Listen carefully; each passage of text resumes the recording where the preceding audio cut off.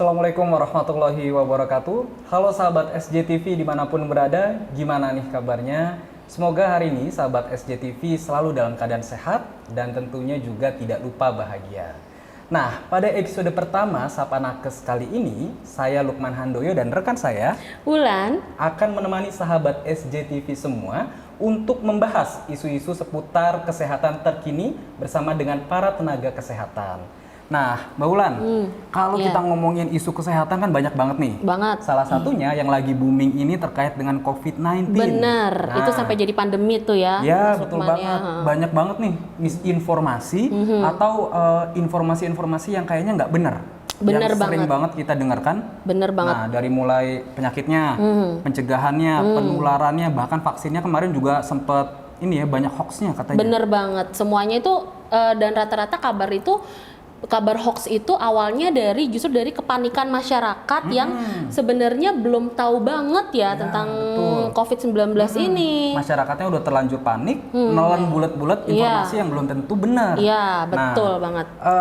Kita akhirnya jangan sampai ya termakan Kemakan, isu-isu kayak gitu, iya, jadi sehingga takut nanti, sendiri. Iya, salah Betul. tata laksana, salah nanti kita bertindaknya bagaimana. Betul, gitu betul. Ya. Nah, kelihatannya kita perlu nih untuk terus menggali informasi yang tepat dan akurat terkait dengan COVID-19. Betul banget. Hari ini telah hadir bersama kita nih Mbak Wulan, seorang perawat yang juga dia banyak mengamati fenomena COVID-19 dan hari ini akan berbagi bersama kita. Iya. Oke. Telah hadir di tengah-tengah kita sahabat SJTV, Ibu Nurse Ayamah Mkep, seorang praktisi keperawatan di bidang medikal bedah sekaligus juga staf pengajar di Sekolah Tinggi Ilmu Kesehatan. Halo, selamat datang Bu Ayamah di tengah-tengah kita. Apa kabarnya Ibu? Alhamdulillah, kabar saya baik Bapak. Baik, Alhamdulillah. Oke. Sibuk apa Ibu nih sekarang?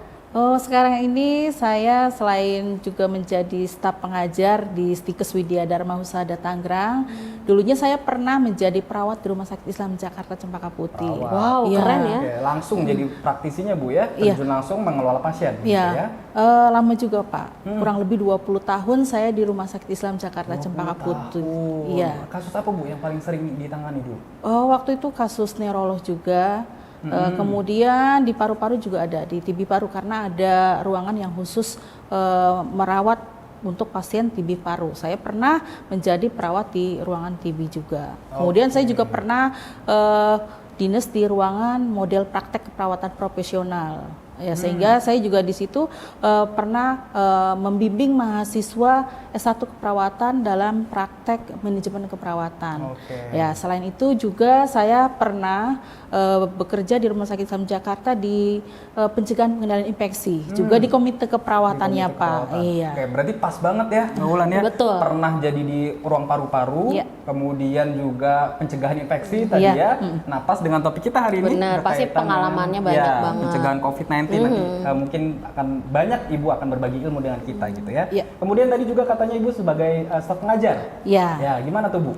Ya, sekarang ini saya sudah penuh ya di sini di Stikes Widya Dharma Husada Tangerang sebagai dosen. Tentunya banyak sekali tugas yang harus saya laksanakan, baik itu mulai dari mengajar, kemudian membimbing praktek profesi mahasiswa keperawatan, juga membimbing skripsi.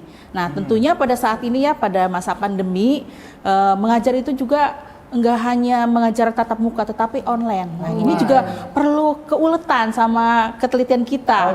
Ya, karena waktunya juga ya Pak ya, enggak hanya sehari kita memantau e-learning.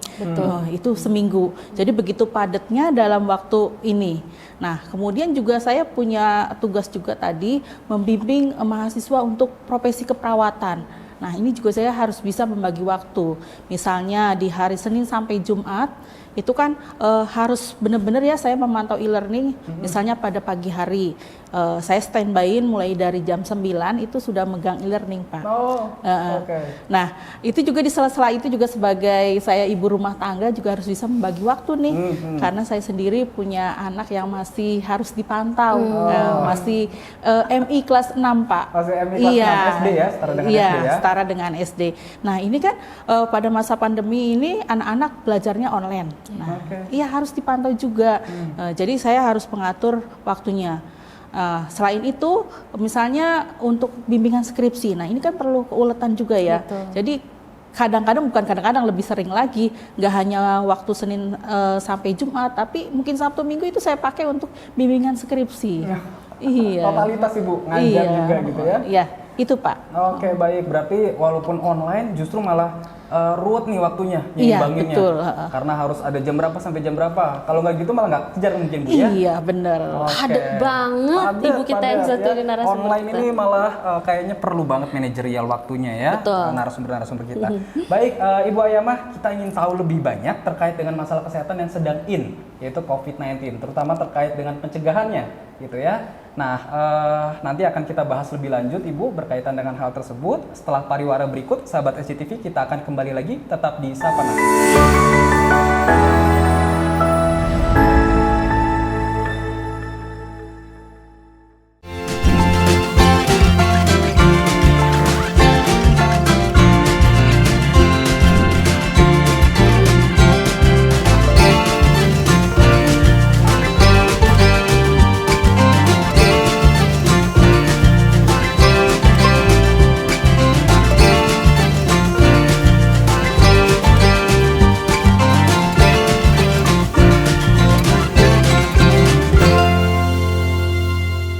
Ayo cegah penyakit kanker. Penyakit kanker adalah penyakit yang sangat ditakuti semua orang karena banyak menyebabkan kematian serta pembiayaannya yang mahal. Semua usia berpotensi terkena penyakit kanker. Penyakit ini dapat dicegah dengan mengubah perilaku atau gaya hidup seperti stop merokok, hindari terpapar asap dan residu rokok, hindari mengkonsumsi 4P, pengawet, perasa, pewarna, pemanis. Hindari terpapar bahan kimia dan polusi berbahaya. Rajinlah melakukan aktivitas fisik. Menerapkan perilaku hidup bersih dan sehat. Lakukan deteksi dini secara berkala. Karena Anda bertanggung jawab terhadap kesehatan diri Anda. Jangan tunda. Ayo hidup sehat untuk cegah penyakit kanker.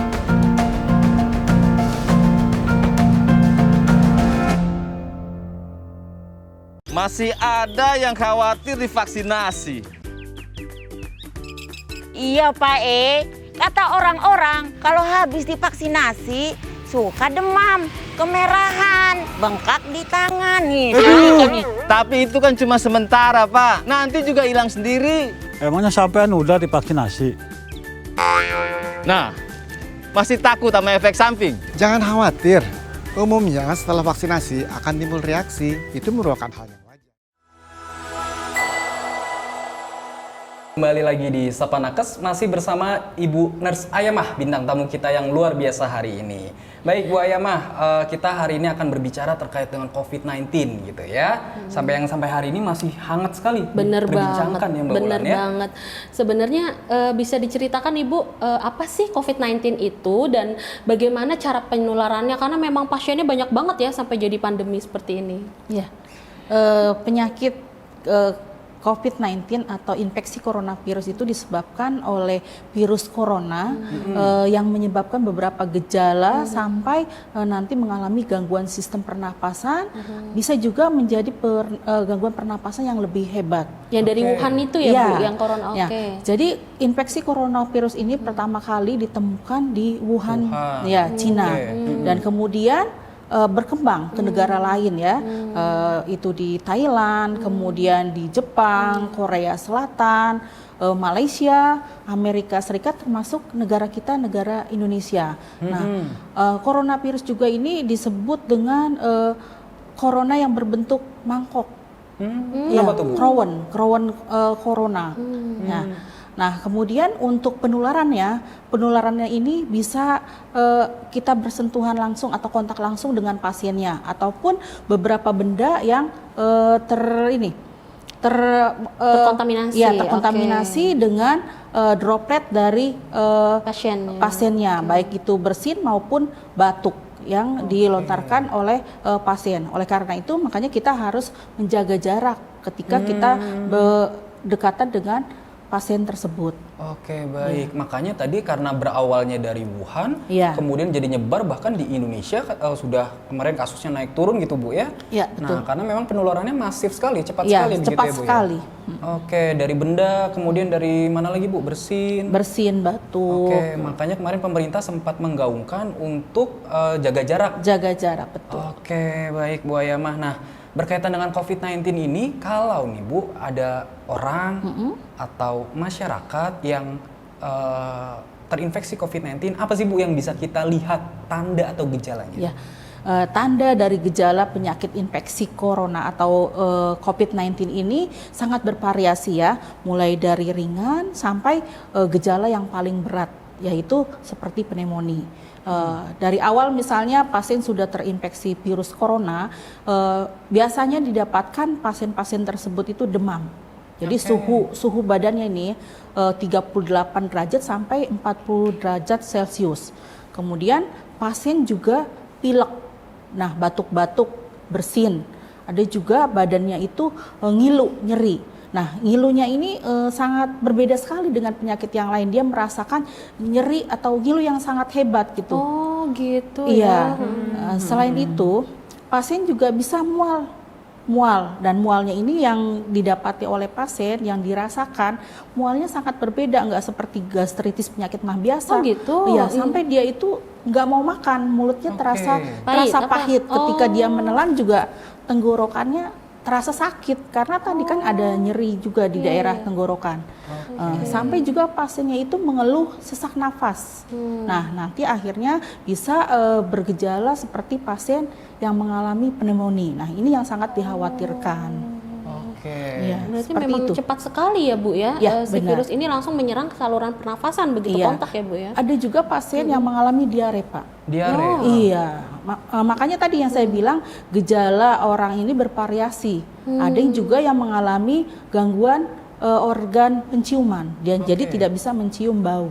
Nggak bisa Ya mencium. itu. Oke, sampai dia nggak bisa nyium bau makanan juga Iya, mungkin ya, betul, salah betul. satunya. Heeh. Oke, baik. Bu Ayamah kan gejalanya kayaknya ini ya, Banyak. mirip-mirip juga banyak, mirip-mirip juga mungkin dengan flu biasa. Iya. Ya Bu Ayamah ya. Kalau ada gejala-gejala kayak gitu nih, masyarakat kira-kira perlu nggak khawatir? Atau apa yang harus dilakukan masyarakat Bu kalau ada gejala Masyarakat tetap harus waspada. Ketika pasien sudah merasakan ada demam, kemudian batuk, bersin, nyeri tenggorokan, itu aja 3. Kita jangan sembarangan langsung misalkan memberikan kompres tanpa kita memakai masker. Jadi waspada. Jadi harus pakai masker ketika tadi ada 3 gejala tersebut. Nah, kemudian nanti saat ada lagi gejala lain, misalnya tadi apalagi organ, maksudnya dia mengalami tadi gangguan penciuman. Nah, itu kan udah waspada, sudah terinfeksi virus corona. Nah, ini hati-hati. Jadi harus diperiksakan ke dokter yang terdekat. Ya sekarang puskesmas ya atau Betul, klinik. betul. Gitu. Cara kita mengetahui, secara pasien mengetahui dia mengalami gangguan ciuman atau tidak bisa mencium benda itu dengan apa Bu ya? Rangsangannya gitu, dengan mencium apa gitu Ya, atau gimana? misalkan sekarang kan sekarang lagi masa pandemi seperti ini, Iya. untuk kita mengetes, oh dia sebenarnya bisa mencium apa? Sekarang misalnya makanan aja, makanan yang begitu enak gitu, aromanya dia nggak tercium gitu. Apalagi misalnya kita semprotkan minyak wangi, nah dia tidak mencium bau itu gitu. Kalau kita kan bisa mencium wangian, dia tidak mencium sama sekali. Iya, seperti baik. itu. Tapi apakah Bu gejala-gejala kayak tadi hilang penciuman itu pasti dirasakannkah sama orang-orang yang COVID-19 terinfeksi ini? Tidak semua orang. Tidak semua orang. Tidak semua orang. Jadi tadi gejalanya itu bervariasi dan berbeda-beda. Nah, tadi yang saya bilang juga mual. Ada lagi pasien yang tidak mengalami mual. Nah, ketika dia mual sekali tidak mau makan, nah ini kan perlu perawatan khusus. Makanya oleh karena itu kalau gejalanya udah seminggu seperti itu, sebaiknya tadi dibawa ke klinik atau ke puskesmas dulu. Nah, nanti kan dilakukan pemeriksaan lagi untuk menentukan diagnosis penyakit si pasiennya. Oke, betul COVID-19 atau tidak, atau mungkin penyakit lain Iya, gitu betul. ya. Iya, karena saya pernah dengar juga nih Mbak Wulan ya, Bu Ayamah, kok katanya COVID-19 ini penyakit 1000 wajah. Banyak gejalanya, banyak ininya, tapi belum tentu demam, belum tentu COVID misalkan, batuk belum tentu COVID gitu ya. Berarti intinya masyarakat tetap harus waspada aja ya. Ya, betul. Kemudian nanti untuk menentukan diagnosis penyakit ini, nah setelah pasien itu masuk ke rumah sakit, biasanya di screening dulu. Oke. Ya, di screening. Jadi udah ada tadi demam, batuk, pilek, terus kemudian nyeri tenggorokan, terus dia nggak mau makan, ini kan harus dirawat. Nah, di UGD itu pasti dokter memeriksa pertama darah. Nah, darah itu pemeriksaan lab rutin, biasanya HB, leukotrombo, dan leukosit yang penting. Ketika leukositnya tinggi, tidak normal, berarti kan ada tanda-tanda infeksi kan. Nah, di sini sudah dicurigai. Nah, setelah itu dokter ke tahap kedua, dia melakukan tes rapid test sebelum masuk ke perawatan. Nah, dari rapid test ini kan untuk mengetahui antibodi seseorang ya, hanya mengetahui IgG atau IgM positif apa enggak. Kalau positif itu udah dicurigai apakah dia nanti takutnya mengarah penyakit COVID-19.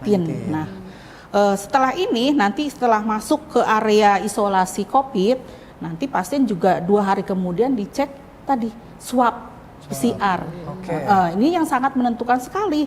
Kalau PCR-nya udah positif, nah berarti memang pasien itu terdiagnosis penyakit infeksi corona yaitu COVID-19. Jadi PCR itu sudah langsung bisa mendeteksi si virus itu COVID atau bukannya gitu ya, Bu betul, ya? Bu Wulan. Jadi tadi PCR lah, swab PCR yang menentukan dia positif terinfeksi COVID-19.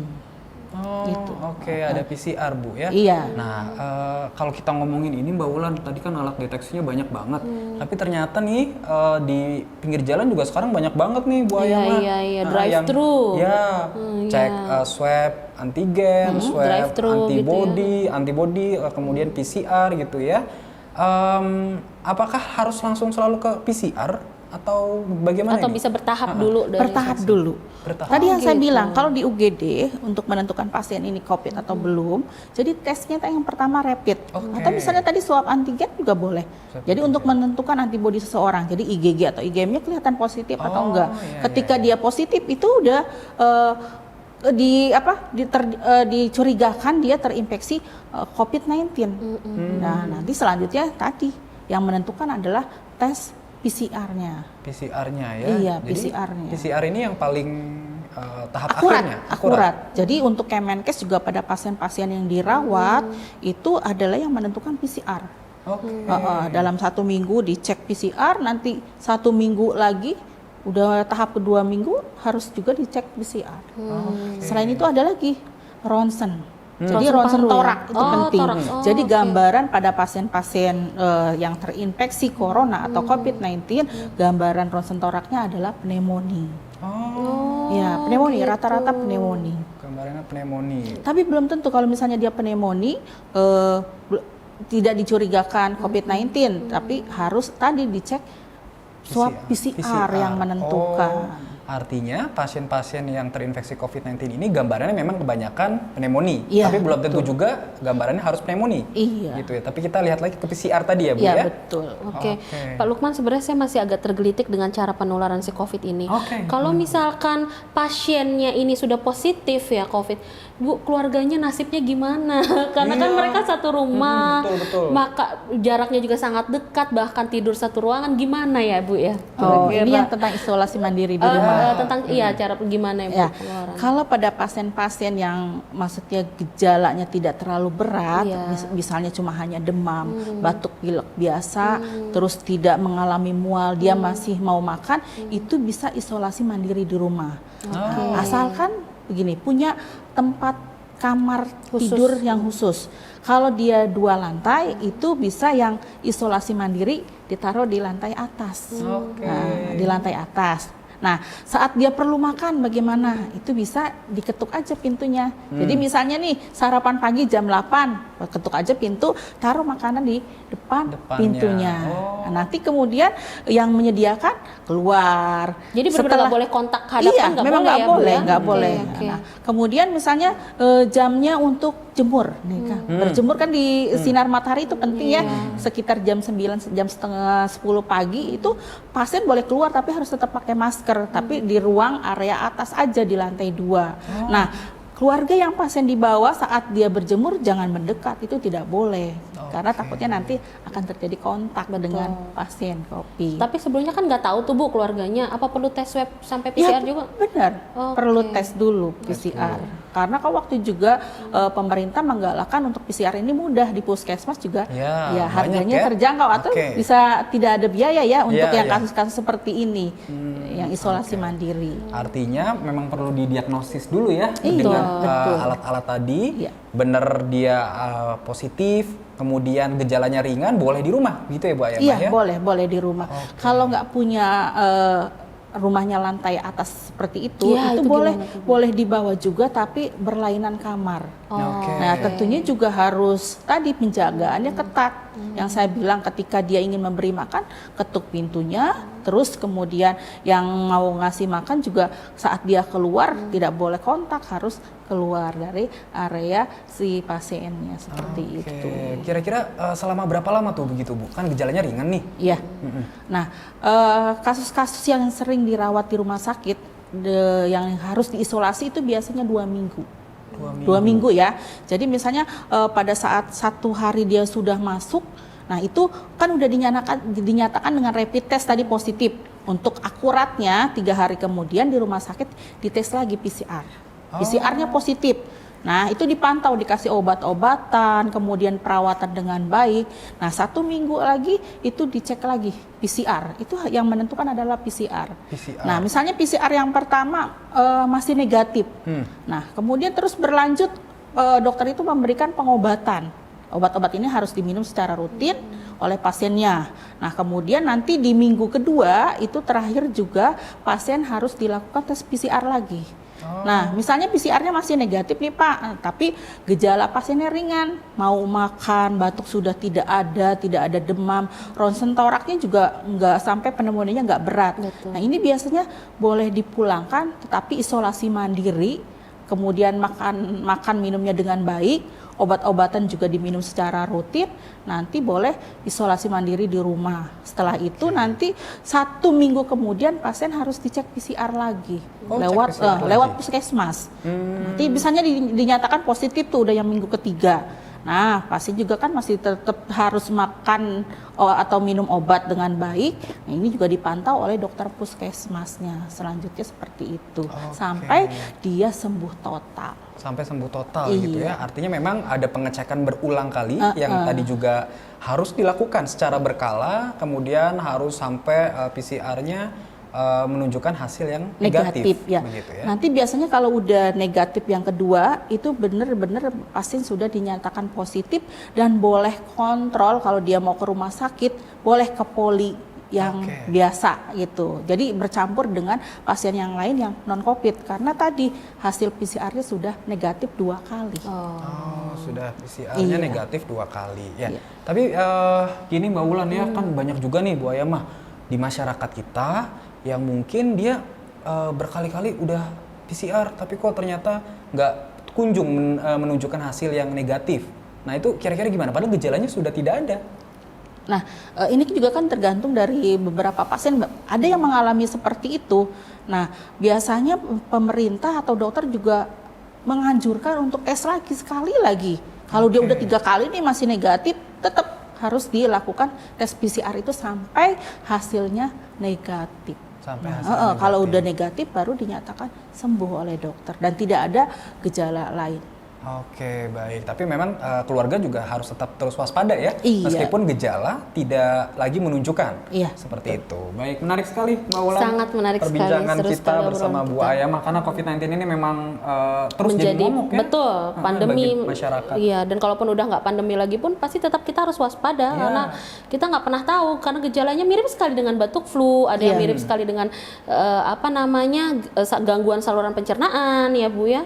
Ya seperti itu Pak Lukman. Banyak sekali hal-hal yang terus kita waspadai gitu ya Bu ya terkait dengan COVID-19 ini. Kemudian Bu mungkin apa sih Bu yang harus dilakukan oleh orang rumah nih yang tadi merawat si pasien COVID-19 ini, tapi kan dia harus jaga jarak nih, maksudnya dia harus nggak boleh kontak langsung gitu kan? Selain menyediakan makanan, kira-kira apa juga yang harus dilakukan sama orang yang di rumah?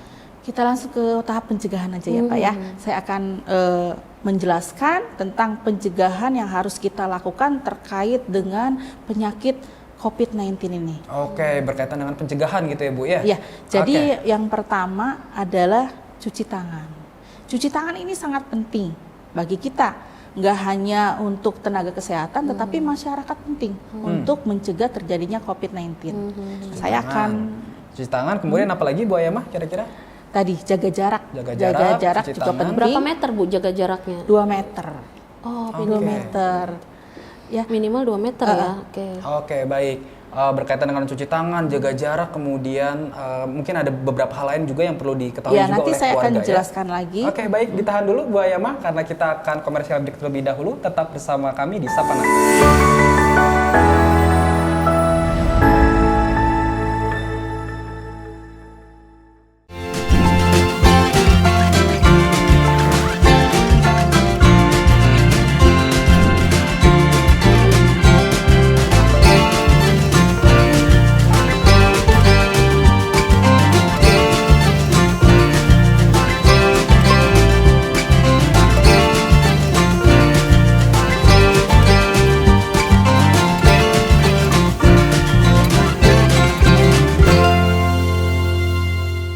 Ayo cegah penyakit kanker.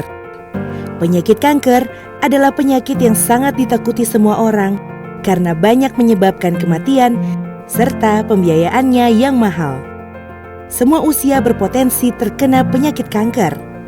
Penyakit ini dapat dicegah dengan mengubah perilaku atau gaya hidup seperti stop merokok, hindari terpapar asap dan residu rokok, hindari mengkonsumsi 4P, pengawet, perasa, pewarna, pemanis. Hindari terpapar bahan kimia dan polusi berbahaya.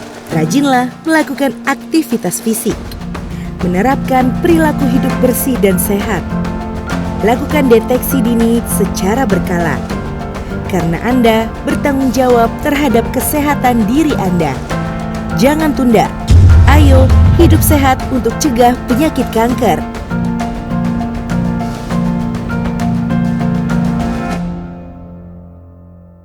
Masih ada yang khawatir divaksinasi. Iya Pak kata orang-orang kalau habis divaksinasi suka demam, kemerahan, bengkak di tangan nih. Tapi itu kan cuma sementara Pak, nanti juga hilang sendiri. Emangnya sampean udah divaksinasi? Nah, masih takut sama efek samping? Jangan khawatir. Umumnya setelah Sesuai anjuran, laporkan semua reaksi atau keluhan. Kembali lagi di Sapa Nakes, masih bersama saya Lukman dan rekan saya Wulan. Oke, masih bersama Bu Ayamah juga, bintang tamu kita yang luar biasa hari ini. Baik, Mbak Wulan, tadi kita nyambung yang obrolan tadi ya. Betul. Berkaitan dengan pencegahan. Nah, kira-kira apa aja Bu pencegahan COVID-19 nih? Ya, pencegahan untuk mencegah terjadinya penyakit COVID-19 ini yang pertama adalah cuci tangan. Oke. Ya, cuci tangan ini penting ya Pak dilakukan. Saya akan mempraktikkan bagaimana cara cuci tangan yang benar. Jadi cuci tangan itu ada 2 macam. Oke. Ya, yang pertama dengan menggunakan hand rub atau hand sanitizer. Kapan kita harus cuci tangan dengan hand rub? Ketika tangan kita tidak kotor dan juga tidak terkena cairan tubuh, misalnya terkena air seni atau tidak terkena darah, itu boleh dengan menggunakan hand rub. Nah, tapi hand rub ini ketika sudah 5 kali pemakaian harus dibilas dengan air mengalir. Jadi cuci tangannya dengan air mengalir ditambah sabun cuci tangan antimikroba. Berarti nggak boleh semprot-semprot hand sanitizer terus ya Bu ya? Iya, kalau udah 5 kali itu juga nggak efektif. Jadi kuman-kumannya juga harus kita basuh dengan Air cuci, mengalir ya tadi air ya? mengalir. Oke. Ya, yang kedua adalah cuci tangan dengan air mengalir. Jadi kita menggunakan air di wastafel ditambah dengan sabun cuci tangan atau sabun antimikroba. Oke. Ya, baik saya akan Baik. Gimana nih Bu cara cuci Boleh tangan yang Bu, benar? mungkin diperagakan. Iya. Kelihatannya simpel, tapi kayaknya nggak banyak orang tahu deh. Iya. Enggak, karena Ini yang kuman kan disebut masuk dari dengan sela-sela tangan. hand rub atau hand sanitizer itu Rub, adalah ya. cairan yang berbasis alkohol. Oke, Ya, basisnya yang alkohol. pertama kita semprotkan dulu ya. Nah. Ya, ini langkah pertama kita semprotkan hand rub tadi ke telapak tangan kita, kemudian kita ratakan di telapak tangan, kita putar 6 kali. Nah, 1, 2, 3, 4, 5, 6. Kemudian ini punggung tangan sama. Nah, Punggung. Ya, tangannya bergantian kanan dan kiri. Oke. Kemudian yang gantian. ketiga adalah sela jari. Nah ini 1, 2, 3, 4, 5, 6. Yang keempat adalah kedua tangan kita saling mengunci. Ini bergantian kanan dan kiri. Oke. Untuk membersihkan Iya. ujung-ujung jarinya ya, Bu. ya? Kemudian Oke. yang kelima adalah ibu jari. Kita putar sama kanan dan kiri bergantian. Dan yang keenam adalah terakhir ini ujung-ujung jari kita putar juga searah jarum jam bergantian. Oke, kalau air mengalir sama, Bu? Sama. Oh, sama ya? Sama. Tadi yang saya bilang kalau hand rub sudah 5 kali nggak efektif, harus dibilas dengan air mengalir. Oke. Karena kadang hand sanitizer juga orang cuma semprot Iya. terus segini doang. Begini-begini aja, Bu. Selesai. Biar cepet. Ya itu nggak efektif loh, Nggak Bapak efektif Ibu ya? nggak efektif. Oke. Jadi nanti kuman-kuman yang ada di tangan kita itu masih ada Masih ternyata ada, belum kalau masuk. kita lihat dengan mikroskop. Oke, baik. Gimana kalau kita nyoba nih? Ayo, Ya silakan. Kita coba, nanti Bu Ayama akan ngoreksi kita ya. Ya boleh, saya semprotin ya Pak Lukman ya. Oke. Ya, Oke. ya silakan. Ya, Pertama, Ya, langkah putar-putar. ke 1, 2, 3, 4, 5, 6. Punggung. Ya, punggungnya. Punggung. 1, 2, 3, 4, 5, 6. Bergantian. Gantian. 1, 2, 3, 4, 5, 6. Yang ketiga setelah jari. Oke. Ini sama. 1, 2, 3, 4, 5, 6. Terus yang keempat kedua tangan saling Kunci, mengunci ya. ya, Sama. 1, 1, 2, 3, 4, 5, 6. Sama. 1, 2, 3, 4, 5, 6. Terus ini Jempol. ibu jari ya. Ibu jari. 1, 2, 3, 4, 5, 6. 1, 2, 3, 4, 5, 6. Dan yang keenam adalah ujung Putar-putar ya, Bu, ya. ya. Kita putar searah jarum jam. Sama hitungannya. Oh, 1, searah jarum 2, jam. 3, 4, 5, 6. 6. Selesai. Bergantian ya. Iya. Selesai bersih tangannya. Berarti tahapannya banyak, Mbak Ula. Iya. Jadi nggak cuma gini-gini gini doang, bersihin air, Iya. sabun. Apalagi kalau udah pakai air biasanya yang penting basah. Harus gitu kan. tetap 6 langkah. Harus tetap 6 langkah Iya, tadi gitu supaya ya. bersih sekali tangan kita dan kuman-kumannya juga tidak ada. Oke, baik. Berarti tahapan itu banyak banget. Masyarakat ini perlu banget ya sepertinya tahu agar memang optimal gitu ya pencegahan COVID-19 ini dan menggunakan hand sanitizer kita terlindungi, kemudian air mengalir juga Ya. kita optimal. Berarti hand sanitizer itu hanya digunakan ketika masyarakat tidak dapat menemukan air dan sabun ya Bu Iya, ya? betul. Tapi kalau misalkan dia sehari-harinya di rumah seperti WFH atau dia sedang isoman, berarti lebbi baik menggunakan sabun atau gimana? Lebih baik tadi dengan air mengalir dan menggunakan sabun. Oke. Kalau untuk hand rub ketika kita berpergian aja, ya misalnya jauh nih di bis, kayaknya tadi kena debu dikit ya. Nah itu boleh kita pakai hand rub aja kita bersihkan. Oke. Soalnya saya kadang suka kayak gitu ya, maksudnya Gimana, malas gimana ke kamar mandi, akhirnya cuci tangannya pakai hand sanitizer. Semprot-semprot aja, apalagi kalau udah mau makan, Bu. Iya. Kalau mau makan Padahal di sebaiknya rumah cuci tangannya gitu. dengan air Oh, mengalir. gitu. Iya. Mengalir bagusnya. Bener banget. Jadi ini ilmu ilmunya sangat bermanfaat sekali buat kita nih. Simple tapi Simple, ngena ya. betul. Karena ada orang yang pasti banyak orang yang masih meremehkan hal-hal yang seperti ini gitu.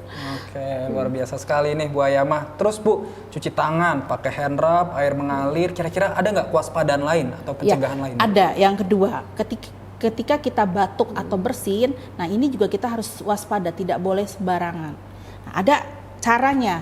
Jadi ketika kita batuk sebelum kita pakai masker di rumah, ini di rumah atau di jalan ya, misalnya nggak ada tisu, ini boleh kita menggunakan tangan kita. Oke. Nah, supaya tadi percikan ludah atau cairan yang keluar, Dropletnya ya, Bu, ya. itu tidak kemana-mana. Itu ketika kita batuk misalnya, kita langsung tutup seperti ini.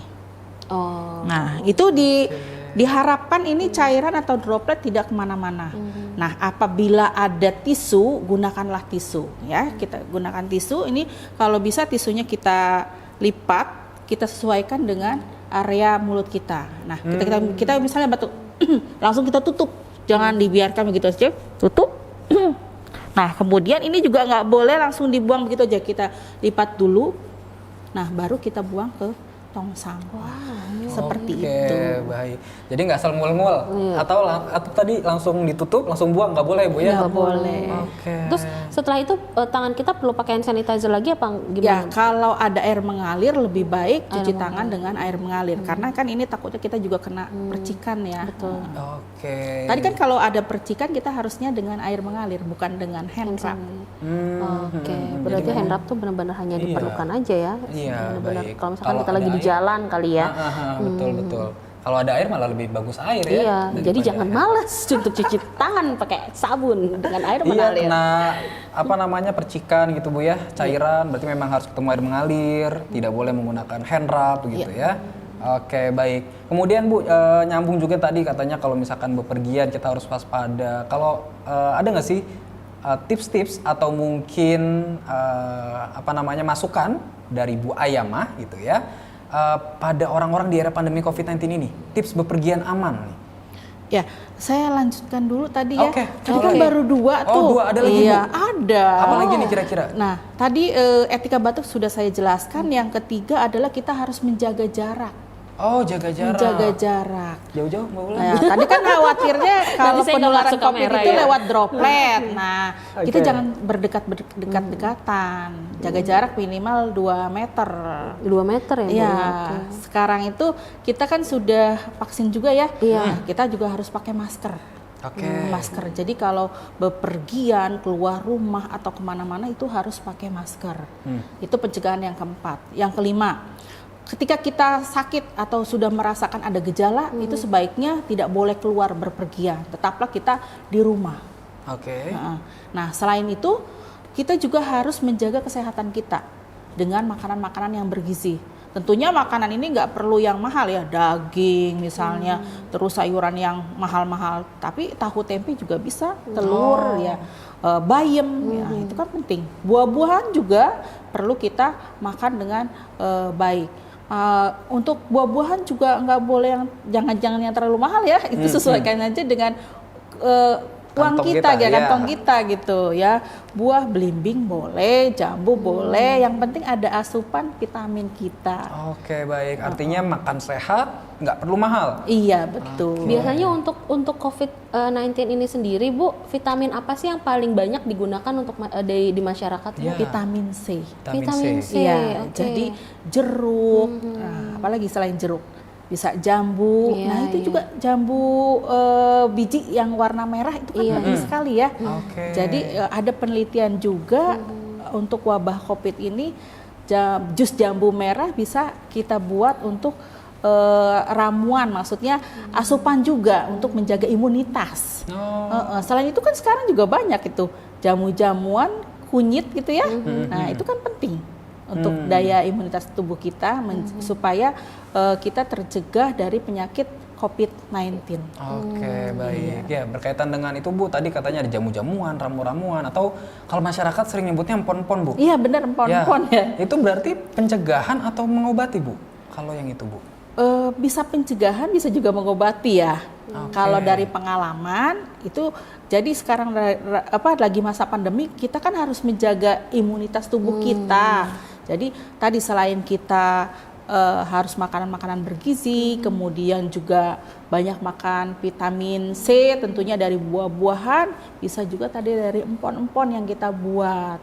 Empon-empon itu kan dari kunyit, terus ditambah ada yang memakai itu juga ya, ramu-ramuan seperti ada dicampur serai juga, itu boleh sebenarnya, jahe yang penting, jahe merah. Nah, itu jahe merah kan untuk penghangat, itu bisa juga dikatakan sebagai empon-empon. Ada juga yang sudah menderita penyakit COVID-19, itu bisa minum empon-empon juga. Artinya bisa mengobati. Sebenarnya untuk obat-obatan dokter juga itu yang lebih membantu. Ya, itu kan alami ya, jadi boleh kita modifikasi Bapak Ibu. Dikombin ya Bu ya, Iya, dikombinasikan betul. antara yang tradisional dengan yang dari dokter tadi ya, obat-obatan gitu. Gimana Mbak Ulan? Menarik sekali kan? Sangat menarik sekali. Cuman kalau misalkan Ibu ini kan sempat tahap new normal ya, makin kesini kan saat pandemi turun kita new normal. Terus bagi orang-orang yang bekerja dia harus menggunakan transportasi umum seperti misalkan kereta gitu ya. Itu kan kita tidak bisa menjaga jarak nih, pasti kan itu dempet-dempetan ya kalau Ya. saya lihat Bu, itu tuh. sampai didorong. Tadi yang bahas tadi, Bu. Iya betul. Gimana nih, Bu? Berarti saya akan menjelaskan juga bagaimana ketika kita berpergian di masa pandemi Gimana sekarang. nih, Bu? Gimana tuh? Jadi yang pertama tadi, selain kita sudah vaksin COVID, kita juga misalnya kalau perginya jauh ke Sumatera atau ke luar negeri, itu 3 hari atau 5 hari sebelum kita berpergian, yang pertama harus tes dulu, tadi swab PCR. Ini kan untuk menentukan kondisi kita, apakah kita positif atau negatif. Kalau kita negatif, belum tentu juga kondisi kita fit. Nah, jadi harus kita lakukan tadi tes swab test tadi yang PCR, karena ini juga berlaku ya di peraturan pemerintah bila berpergian jauh harus tes COVID juga. Nah, yang kedua, kita harus membawa alat-alat protokol kesehatan seperti masker. Ini penting. Jadi waspada, harus disediakan pesel, kemudian sarung tangan, tadi ya hand sanitizer juga, dan juga alat-alat lain yang memang dibutuhkan untuk keperluan kita sehari-hari pada saat pandemi sekarang ini. Nah, bagaimana nanti kalau di mobil, di kereta? Nah, kita kan sudah pakai masker nih ya. Nah, khawatirnya kita berdekatan. Nah, ini juga harus waspada gitu.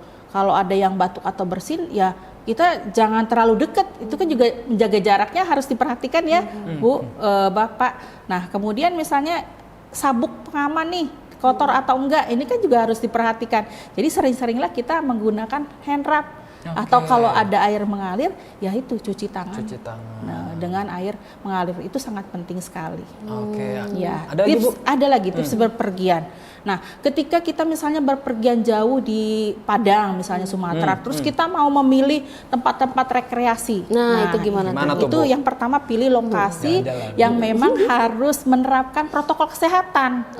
Jadi pilih dulu. Kalau memang, ini memenuhi syarat nih harus menggunakan protokol kesehatan, boleh kita tuju lokasi area wisata tersebut.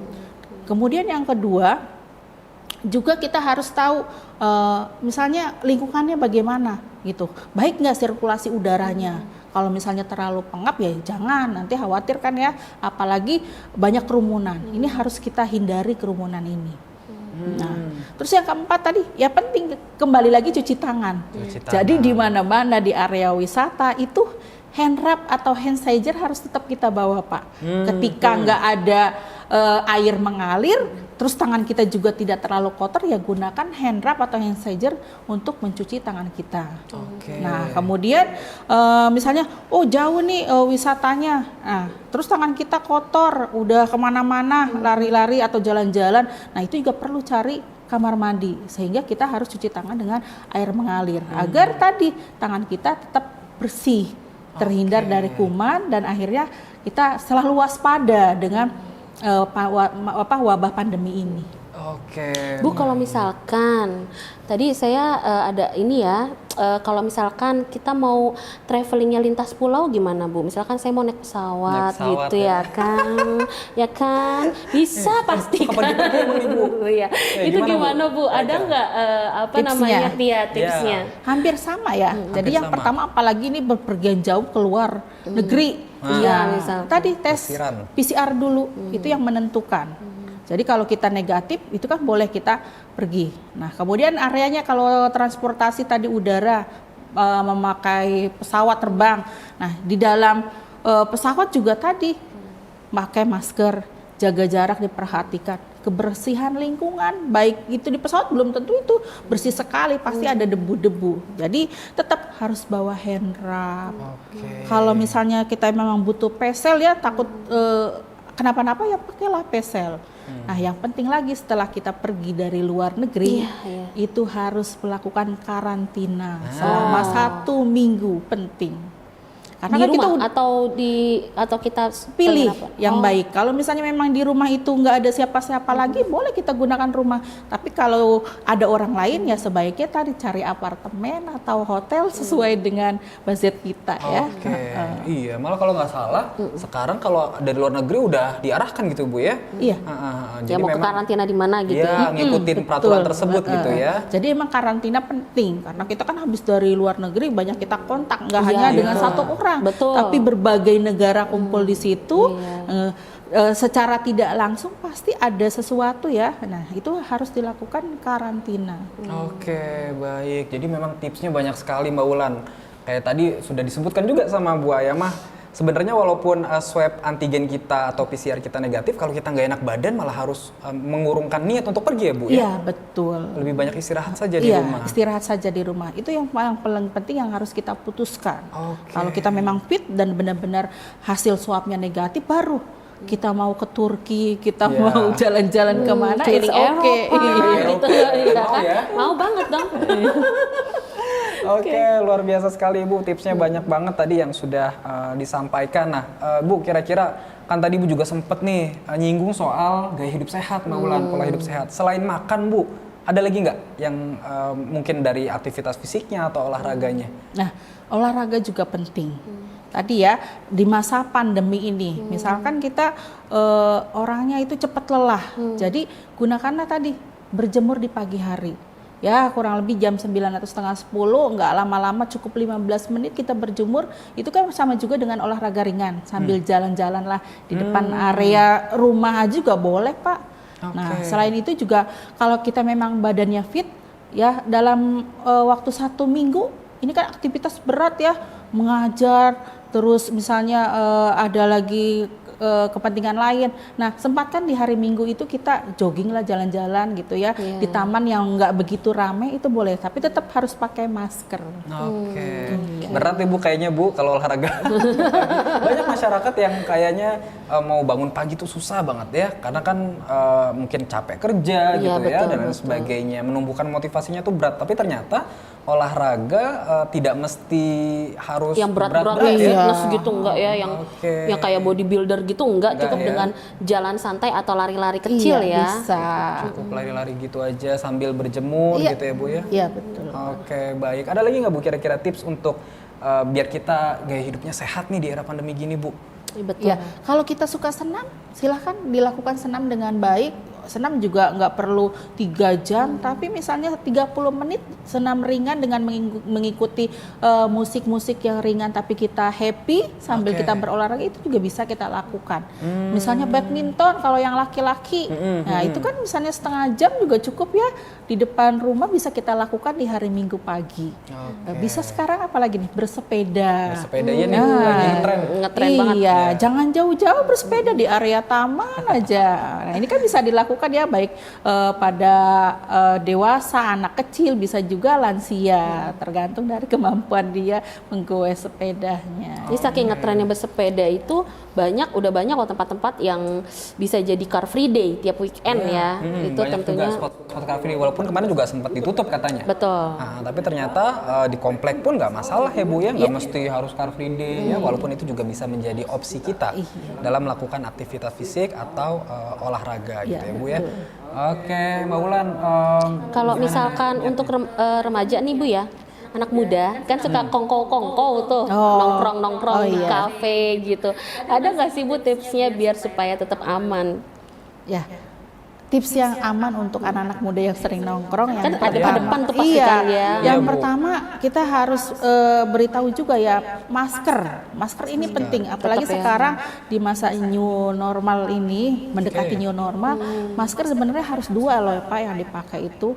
Jadi yang di dalam itu masker medis, yang kedua di luarnya adalah masker kain, itu yang penting. Jadi masker tidak boleh lepas. Nah, kemudian untuk kerumunan, dia sering nongkrong-nongkrong, sebaiknya jangan terlalu sering, dan misalnya memang mau duduk ya kasih jarak lah, walaupun nggak 2 meter gitu loh. Misalnya saya seperti ini kan nggak terlalu jauh ya. Terus ketika ada yang bersin atau batuk, kita harus waspada, jangan mendekati. Justru kita menjauhi atau tadi ikuti etika batuk dengan benar. Seperti itu. Karena kadang kan nggak enak ya kalau kita diajakin temen gitu ya, mau ngobrol mau apa kan kita nggak enak untuk nolak terus gitu ya. Jadi pasti kejadian juga deh tuh ketemu nongkrong seperti itu tuh. Ya, Normal lah ya sekarang ya. Ngomong. Jadi tadi tipsnya penting harus kita laksanakan. Oke. Jangan lupa baik. nih kemana-mana bawa hand rub. Hand rub, cuci tangan, apalagi kalau habis nyentuh benda Iya yang gitu ya betul, tadi ya. jaga jarak, pakai masker itu penting 3M. Oke, jaga jarak, pakai masker, kemudian gaya hidup sehat itu Bu, Iya. yang kayaknya sulit banget ya Iya. masyarakat kita untuk terapkan, tapi memang itu menjadi hal yang sangat penting sekali di era pandemi COVID-19 seperti banget. saat ini. Oke, sahabat SJTV, jangan kemana-mana, kita jeda dulu sejenak, masih di Sapa Nasi.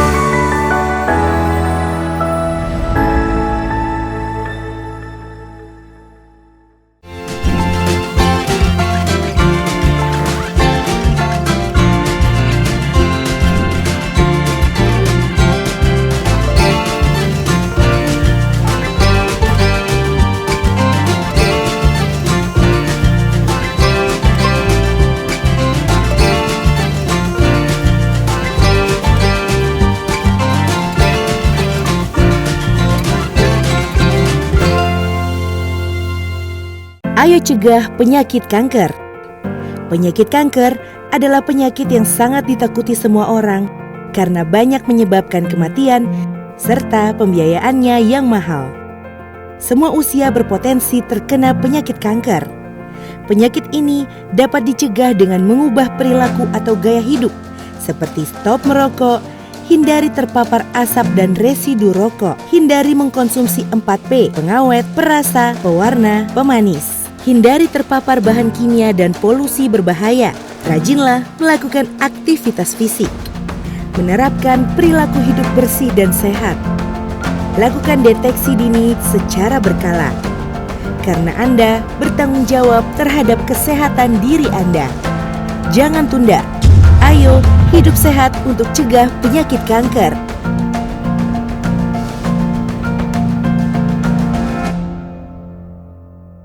Masih ada yang khawatir divaksinasi. Iya Pak kata orang-orang kalau habis divaksinasi suka demam, kemerahan, bengkak di tangan nih. Tapi itu kan cuma sementara Pak, nanti juga hilang sendiri. Emangnya sampean udah divaksinasi? Nah, masih takut sama efek samping? Jangan khawatir, umumnya setelah Masyarakat umum gitu ya terkait dengan pencegahan COVID-19 ini. Ya, pesan-pesan terkait di wabah pandemi ini ya untuk masyarakat yang pertama, kita harus tetap waspada. Terus jangan lupa tadi pencegahan harus tetap kita lakukan. Selain itu, vaksinasi ini juga menjadi syarat mutlak ya sekarang di Indonesia. Kita harus mengikuti program pemerintah, setiap orang diwajibkan untuk vaksinasi COVID-19. Nah, yang kedua tadi, cuci tangan. Jadi tetap kita harus rutin melakukan cuci tangan. Baik itu melakukan cuci tangan dengan hand rub atau cuci tangan dengan air mengalir. Nah, yang ketiga adalah jaga jarak. Jaga jarak juga ini penting kita lakukan untuk pencegahan COVID-19. Nah, yang keempat adalah memakai masker ketika kita berpergian atau keluar rumah. Penting sekali kita lakukan. Nah, kemudian yang kelima adalah kita menjaga bagaimana kesehatan kita dengan cara tadi olahraga dan juga memakan makanan yang bergizi dan seimbang sehingga tubuh kita kuat daya tahan tubuhnya. Itu saja Pak tipsnya untuk masyarakat. Untuk masyarakat umum. Jadi intinya protokol kesehatan tadi ya Bu Ulan ya. Ditambah lagi gaya hidup sehat. Iya. Nah itu harus rutin memang konsisten gitu ya Bu ya. Nah kalau misalkan nih ada sahabat SJTV yang ternyata mahasiswa ilmu kesehatan. Iya. Ada nggak Bu tips-tips untuk mereka? Kira-kira? Ada. Nah ini penting lagi ya. Apalagi sekarang kuliahnya sudah mulai tatap muka. Jadi sebagai mahasiswa yang pertama tadi harus menerapkan pencegahan yang sudah saya berikan, mulai dari memakai protokol kesehatan dengan baik, memakai masker, terus jaga jarak, cuci tangan, juga menjaga kesehatannya. Nah selain itu sebagai mahasiswa tadi harus bisa mensosialisasikan juga ke masyarakat. karena mahasiswa kan merupakan panutan ya, jadi contoh teladan. Jadi kita sebagai mahasiswa harus bisa memberi contoh dengan baik kepada masyarakat. Baik tadi dari mulai menerapkan protokol kesehatan, memakai masker, jaga jarak, cuci tangan, juga menjaga kesehatan dengan baik. Oke, Iya, baik. ya. Selain itu juga kita harus tetap waspada sebagai mahasiswa. Nah, ini penting juga nih, ketika sekarang sudah mulai praktek di lab. Nah, ini jangan sampai saling menukar ini alat-alat seperti misalnya pesel, gaun. Nah, ini penting, jangan sampai gitu. Masker juga, ya namanya mahasiswa kita nggak tahu ya, kadang-kadang nakal, yuk kita tukeran pesel atau temannya nggak pakai bawa. pesel, nggak bawa, dipinjemin. Nah, itu adalah hal yang tidak baik dilakukan oleh mahasiswa. Jadi udah nggak ada lagi istilah tuker pakai. Iya, apalagi ini sesama teman kerja juga. Nah, Barang-barang pribadi harus iya. betul-betul sendiri. Tapi kami nggak pernah tukeran apalagi baju kok, Bu. makanan, Bu, makanan piring, gelas, sendok itu sebaiknya sendiri. Sendiri ya, Bu, ya? Iya, jadi di area new normal ini kita harus tetap waspada dan melakukan tips-tips pencegahan yang sudah saya informasikan. Ya, itu saja dari saya. Banyak sekali ternyata yang hari ini dibagikan oleh Bu Ayamah terkait dengan pencegahan COVID-19, Mbak Ulan. Dimulai tadi protokol kesehatannya, cuci tangannya juga nggak boleh asal ya. Bener banget. Harus ngikutin langkah-langkahnya tadi, 6 langkah. Kemudian juga bagaimana kita jaga jaraknya. Kemudian gaya hidupnya. Betul. Gaya hidup sehat, makan, olahraga. Betul. Terus juga tadi dikasih tips dan triknya nih, kalau kita mau bepergian gimana, kalau kita mau berwisata gimana, sampai kalau kita mau keluar negeri gimana. Tadi sudah. Terus untuk anak remaja juga kalau mau kongkow ya itu gimana, itu juga tadi udah di-share, udah bermanfaat banget dan banyak banget yang sudah dibagi oleh Ibu Ayamah. Iya, kita berharap banget ya masyarakat tidak hanya sekedar menyimak atau menonton, tapi juga menerapkan, terutama berkaitan dengan gaya hidup sehat. Begitu Bu Ayamah ya? Iya. Oke, sahabat SJTV, hari ini kita sudah banyak sekali menyimak paparan-paparan dari Bu Ayamah terkait dengan pencegahan COVID-19, serta bagaimana kita juga mengantisipasi kalau kita bermobilisasi ke wilayah lain untuk bepergian.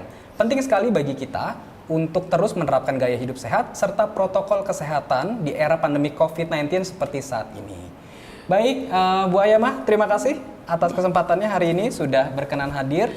Ya, semoga nanti kita bisa ketemu lagi di kesempatan berikutnya, begitu Bu Ayamah ya. Sahabat SJTV, terima kasih sudah menyimak apa yang disampaikan oleh narasumber kita yang luar biasa pada hari ini.